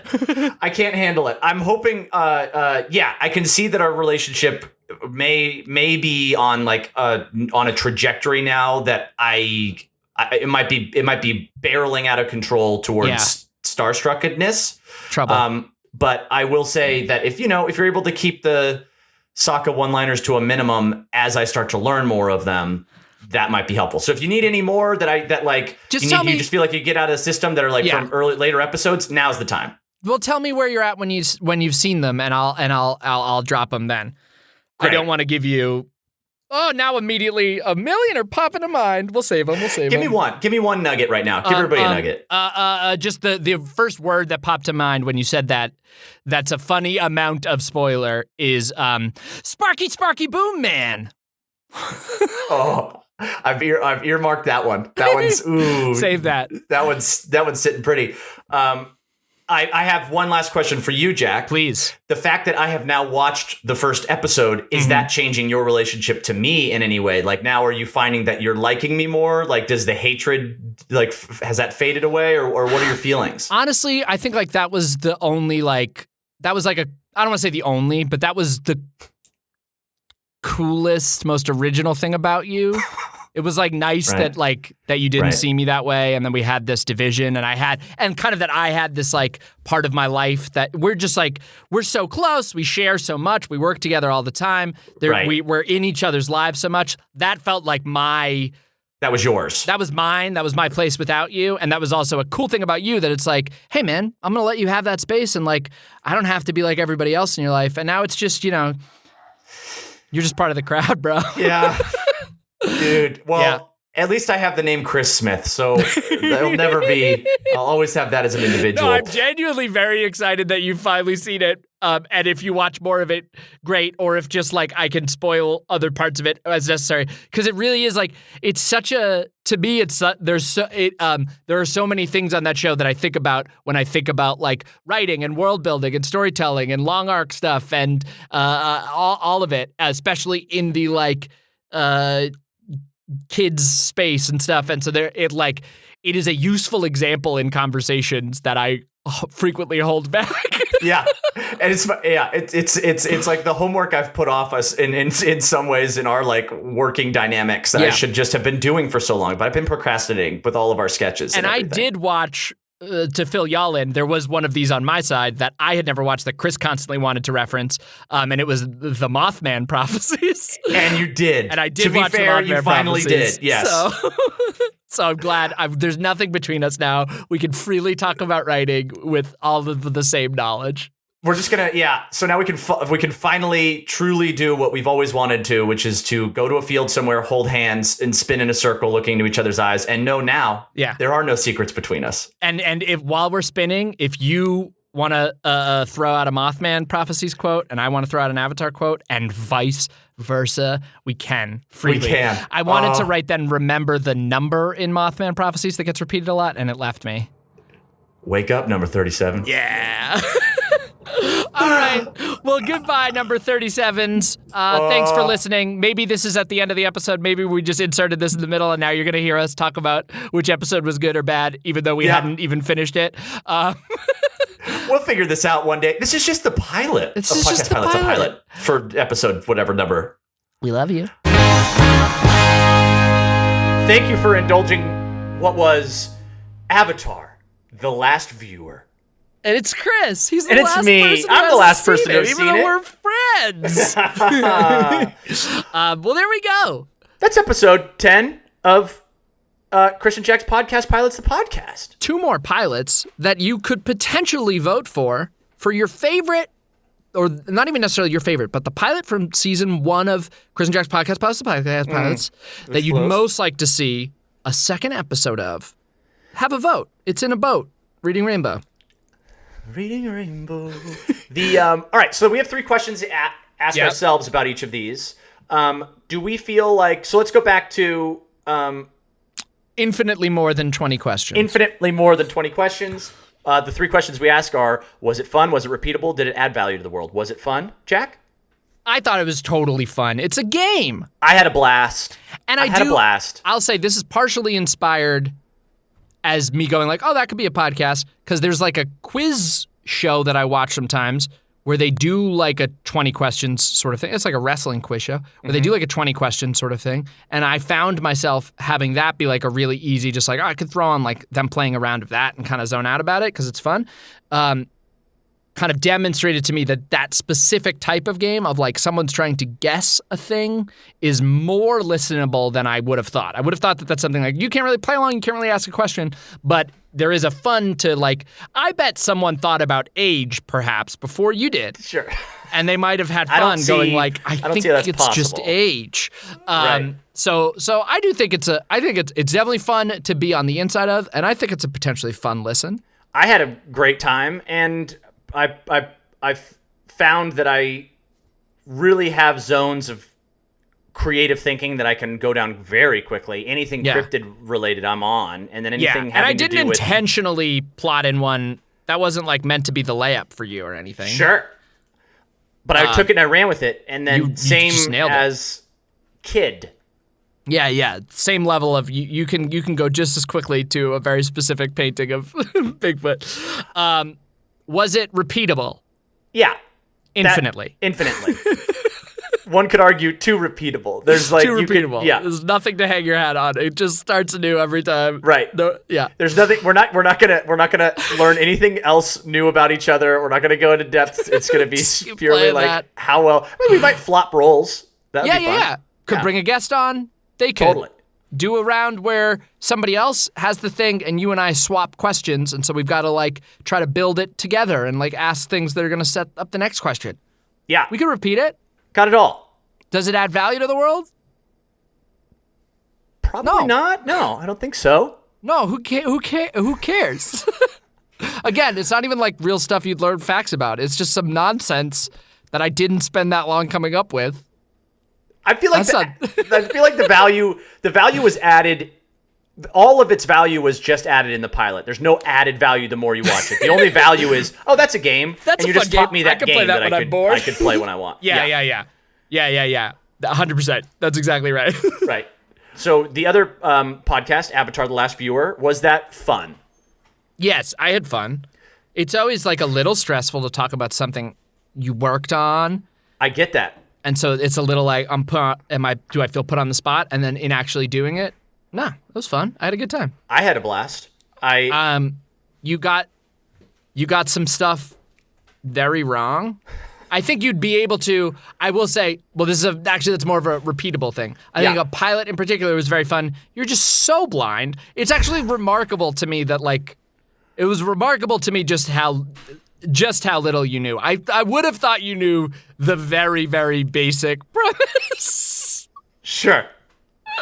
But I'm full of surprises, Jack. You knew that there were elements, and you knew the line, my first girlfriend turned into the moon, that's rough, buddy. So the stuff, you got some real specific pockets of knowledge. Yeah.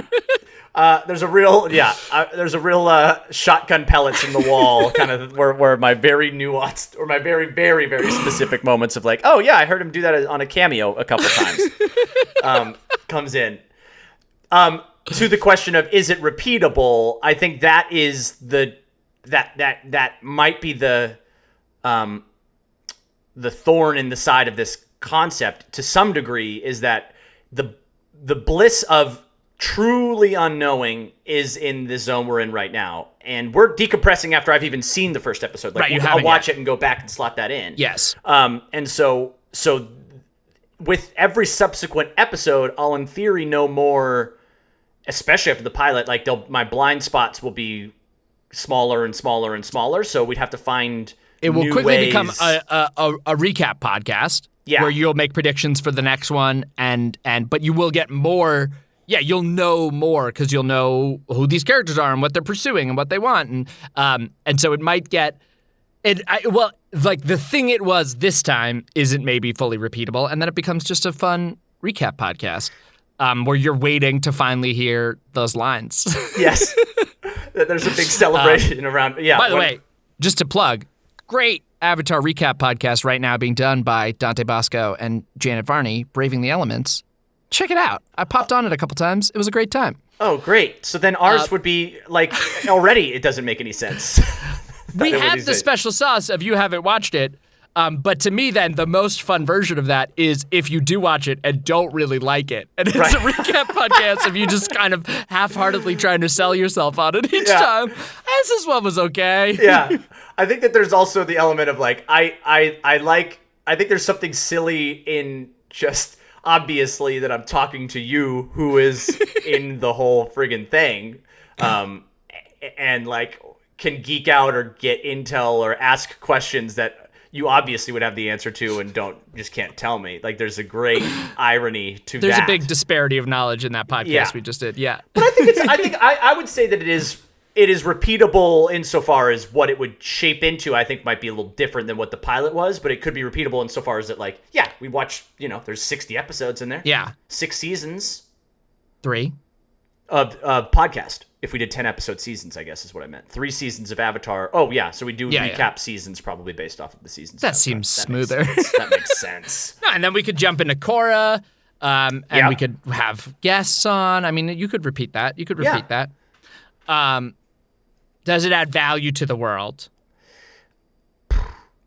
I mean, it's certainly the same adage for me every time. It adds value to my world. I would say... like I said, there is a really good Avatar recap podcast happening right now. And the added fun of this one is that one of the people doesn't know anything and might not like it. But that makes it, but I will say the added value is that does make it very fun. Like if you're watching, if you were someone else who hadn't seen it, maybe it's more fun to kind of like play along blind. Yeah. Now, how many people haven't watched it and want to start watching it now and would be willing to wait and watch it at your pace? Yes.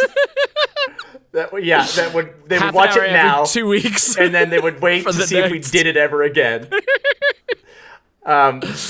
Yes, I think that I think that also maybe there is an element of it actively devaluing the world insofar as that there is another podcast recap show that would be kind of taking maybe a handful of viewers away from. Yeah. You know? And I'm on there sometimes, so I don't even know that I'd be loyal to this one. I mean, that one's good. No, you clearly, you would bail. There'd be times I would just kind of vamp with myself to just be like, wow, that happened, and I didn't expect it to happen, but I got that right. Big value add, though, for us, just like increased shared vocabulary of Certainly. Just like you'd know this thing about me. And also it's like it's a remarkably well-built world and stuff. And I often think about it when we're writing stuff and go like, oh yeah, the way they sort of teased this character turnout over a while and whatever. It comes up in my head and I would be able to use it now because I've hit it, apparently everything from you. You didn't know Mark Hamill was on it. You had no friggin' idea what it meant to be the Played Avatar. a lot close to the chest. So really, Jack, this is on you. Thought I was a waterbender. Man. This is on me. Just so you know, Sokka, famous non-bender. Non-bender. He's from the water tribe, not a bender. It's a huge part of his character that he doesn't have the ability. There's got to be, though, some nugget of like, but maybe he does after all if he unlocks it. There's got to be something like that in there, probably. Watch all 60. Oh, actually, and by the way, I keep saying 60. It was 60 as we recorded them, but there was like one that was like that got repackaged. Spring Break it was like series. Yeah, so I genuinely know that the number as consumed was not 60, and I don't know if it's 59 or 61. Was it something that we did an hour and they split it, or was it something that we did a couple half hours and they combined them? I don't remember. Yeah. But it's somewhere around there. You watch them to find out if Sokka unlocks. And I'll tell you, if we were to do more, I ain't pulling no punches, Jack. I'm gonna be absolutely honest. I'm gonna be absolutely honest about my feelings about the show. There are some episodes people don't love. I think there are people who, I think the show also, you know, it is a show that was marketed to children and that like I think grows with its audience in some ways. I think like it's a show that's I think the amount of serialization sort of increases over time, and I think there are some people who think like, oh, you got to wait. I mean, I think a lot of season 1 is absolutely incredible, but there are episodes that people aren't wild about. There are things that like it gets more committed to this thing. There are a lot of people's favorite stuff is from later seasons, and I think there's a very real chance that you could just be like, yeah, it's not really for me, and that's a very bad podcast. Yeah, exactly. Yeah, not really for me. Okay, All right. episode 47. Still not for me, I don't think. Library. No. Here we go. I have a sinking suspicion from what I saw at least in the tease, and probably now is ironically, weirdly, like, I haven't seen it in what we're recording right now, but when you listen to it, you heard my thoughts before what we're saying right now. So I get that might be like, we might be like undercutting ourselves in real time, or me in real time. We'll put those at the end. Whatever. Yeah. But anyways, I think I think there can be arguments to adding value and arguments to devaluing. But I suspect you'll like the show. It's a remarkable I have a sinking show. suspicion, and I just want to give the room to know that I'm not planning on just saying that, you know? Absolutely not. So I guess here we are. We're at the end of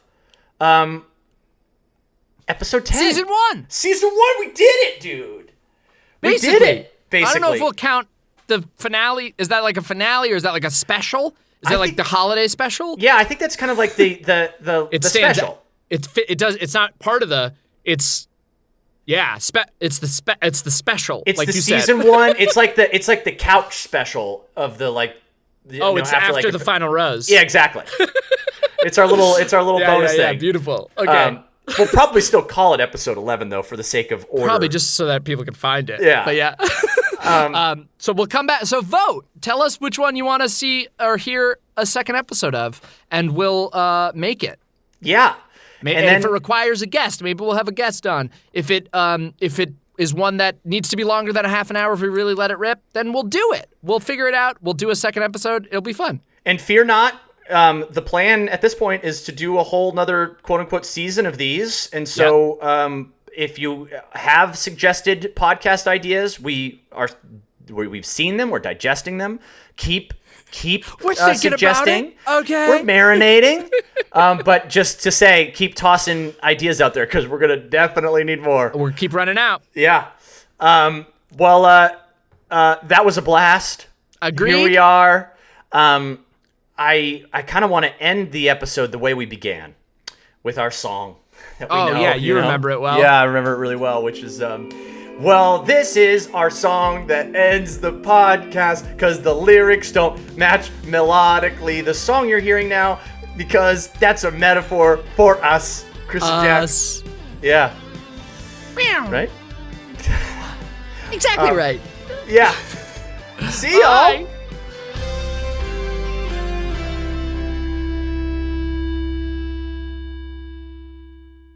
Hi everyone. We got another tag for you. We've been jumping all over the place in this episode. We were in real time. Then we jumped to like me listening to like just the intro of the show, and then we jumped to me having watched the episode, and then we jumped back to the beginning, and now here we are again in the future. But this time we're just here to say we at the very end of this episode we were like, go vote, blah blah blah blah. Don't go vote, y'all. You missed it. It's closed. Voting's closed. You're the West Coast broadcast of American Idol right now. Right. If you don't know, which you probably should, by the way, we talked about it all in this episode. We have obviously a Patreon version of this podcast, insofar as that we release episodes early on Patreon, and we encourage essentially all of the voting for the what we would do as our second episode of one of these pilots is voted on in Patreon. It's also where you can listen to episodes early. So if you feel like you want to get in on the voting in the future, hop on over to the Patreon and come hang out. There's a lot of other fun stuff we've got going on over there. And if you like what you've been listening to, season 2 is already streaming over there. You can get in on it right now. Go check it out. And then come back, but hey, also come back next week. I mean, go check it out right now, and then you don't have to come back next week. But come back next week, because we can spoil who won the vote. Might as right? well. We're Do you just time wanna know jumping everywhere right now. It's the thing you just listened to. Can you believe it? Literally, it was the closer. That's the one that everyone wanted. My guess, It was fresh in mind, yeah. My guess is that the Avatar podcast, it won only insofar as that I feel like people are treating the podcast as they would read a book. You read the first page, you read the last page. I think people listen to the first podcast, they're like, I get it. I guess space code, whatever is fine. I don't know. Future FOMO. And then they come back to the other side. They're like, Avatar's better. Let's do that one. That's what I think the voting thing is going on. So if you want to get involved and like actually get your voice heard on the ones that like deserve that second episode, we need someone to go in there and mix it up. Please. That could be you. In the meantime, we'll see you next week for this thing. In the meantime. Bye.